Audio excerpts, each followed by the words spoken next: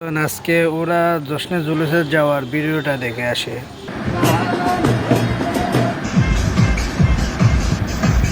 বাইরে হাসতে হাসতে শেষ।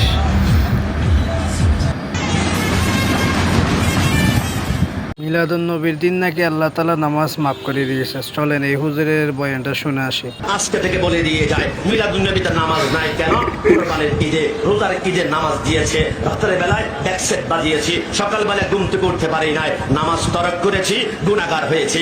আমার আল্লাহ বলে অন্যান্য দিনে গুনাহগার হওয়ার সম্ভাবনা আছে, কিন্তু মিলাদুন নবীতে যদি আমি নামাজ দিই, কেউ যদি নামাজ না পড়ে তাহলে সে গুনাহগার হবে। রাসূল আগমন করেছে, ওই দিন কেউ গুনাহগার হোক, আমি আল্লাহ চাই না, আমি আল্লাহ চাই না, আমি আল্লাহ চাই না। নামাজ ক্যান্সেল করেছি। একটা কাজ করো, মিলাদুন নবী আসলে একটু শরবত খাওয়াও, একটু পানি খাওয়াও, একটু তাবারক খাওয়া, একটু আপেল খাওয়া, এক গ্লাস পানি খাওয়া। আমি ওয়াদা করলাম তোমরা সুন্নিরা জান্নাতে যাবে, আমি লিখে দিলাম। ও আমি বাতিলরা জান্নাত দেখবে না।